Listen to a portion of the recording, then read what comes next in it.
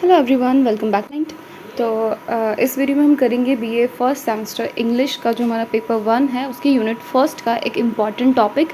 तो देखिए बेसिकली जो सिलेबस है आपके बीए फर्स्ट सेम इंग्लिश का वो मैं ऑलरेडी अपलोड कर चुकी हूँ और उसकी जो डिटेल्ड वीडियो है उसका लिंक आपको डिस्क्रिप्शन बॉक्स में या फिर इसी वीडियो के कमेंट बॉक्स में मिल जाएगा। ठीक है, तो जो हमारी फर्स्ट यूनिट है हम उसको एक सिंगल वीडियो में कवर ना करने की बजाय हम उसको पार्ट्स में कवर करेंगे, क्योंकि फर्स्ट यूनिट में आपको मेनली सारे ही इंडियन राइटर्स, इंडियन पोइट्स को पढ़ना है। तो जिसमें कि आपके रविंद्रनाथ टैगोर और बाकी कुछ इंपॉर्टेंट नेम हैं जिनके साथ साथ श्री अरबिंदो भी है। तो इस वीडियो में हम सिर्फ श्री अरबिंदो के बारे में कुछ बेसिक फैक्ट्स और एक ब्रीफ इंट्रोडक्शन देखेंगे, क्योंकि इससे काफ़ी ज़्यादा क्वेश्चंस आपके नहीं आते हैं। मेनली जो चीज़ आपसे पूछी जाती है इन राइटर्स के बारे में, इनका जो भी इम्पॉर्टेंट या फेमस वर्क है वो आपको आता है एमसीक्यू फॉर्म में या फिर 1 मार्क्स में।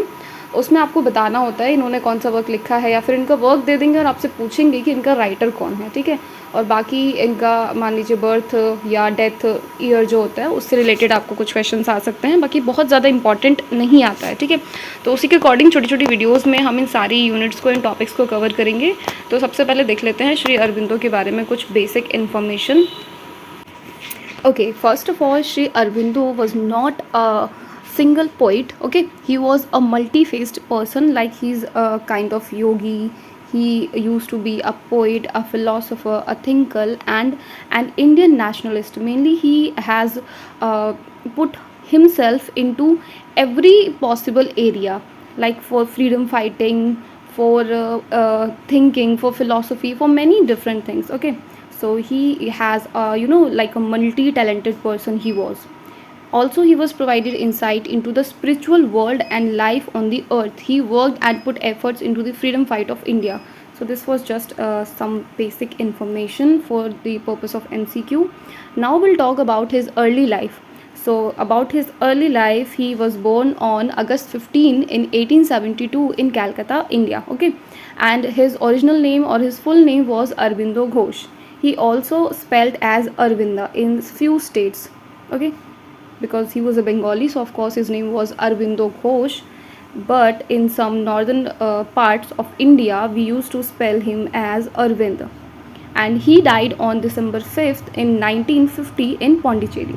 Okay, so he was known for his work, as you all know, but he was also a great yogi, thinker, philosopher. We have already discussed all the terms. Okay, next move to his schooling.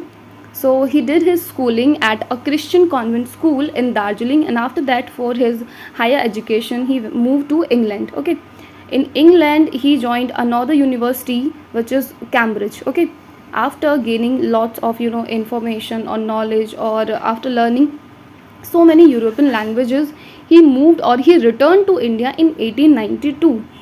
And after that he joined many professional positions in India, mainly in Baroda and Calcutta. After some years he grew interest in yoga and in Indian dialects. Mainly Indian dialects में Indian जो भारतीय बोलियाँ या भाषाएं होती हैं उनमें काफ़ी ज़्यादा रुचि उनको थी, तो साथ ही साथ संस्कृत का ज्ञान और काफ़ी सारी यूरोपियन भाषाओं का ज्ञान भी उनके पास था। बाकी कुछ मेटाफिज़िक्स और फिलॉसफी के बारे में है, मतलब कहाँ कहाँ किस किस फील्ड में उनका इंटरेस्ट था और उस इंटरेस्ट को कैसे उन्होंने अपनी बुक्स में कंपाइल किया है, लोगों तक उन्होंने फैलाया है इस चीज़ को। ठीक है, तो ये सारी चीज़ें आप पढ़ सकते हैं इस पीडीएफ से। ये पीडीएफ आपको टेलीग्राम चैनल पे मिल जाएगा। वेद पैटर्न्स या बुद्धा फिलॉसफी, ये सारी चीज़ों भी इन्होंने ये सारी चीज़ें भी इन्होंने पहले स्टडी की हैं, उसके बाद कहीं ना कहीं अपने वर्क में उनको यूटिलाइज़ किया है। ठीक है, सो इनका जो वर्क है वो सिर्फ एक इंडियन बैकग्राउंड से बिलोंग नहीं करता है, क्योंकि इनको काफ़ी सारी जो यूरोपियन लैंग्वेजेस हैं वो भी आती थी। साथ ही साथ काफ़ी सारा जो यूरोपियन फिलोसफिकल वर्क होता है उससे भी कहीं ना कहीं ये अवेयर थे। तो उस मतलब इनका जो वर्क आपको मिलेगा ना, एक कॉम्बिनेशन मिलेगा इंडियन और यूरोपियन फिलोसफीज़ का। Okay, sorry.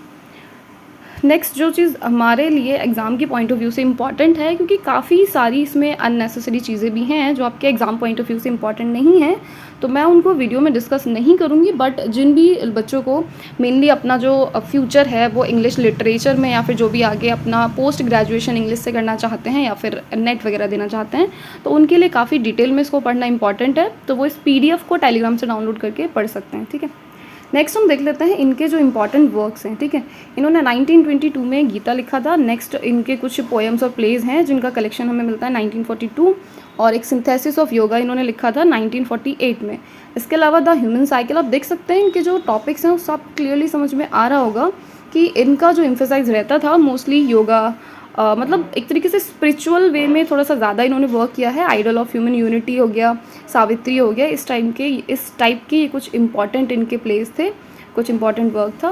उसके बाद देखिए मेनली यहाँ पे आ जाता है कंक्लूज़न में आपको वही सब चीज़ें रिपीट हो जाएंगी कि इनका जन्म कब हुआ है, इनकी डेथ कब हुई है, क्या क्या काम इनके थे, ठीक है। तो इसी तरीके से हम जो नेक्स्ट हमारा राइटर है उसको डिस्कस करेंगे नेक्स्ट वीडियो में, ठीक है।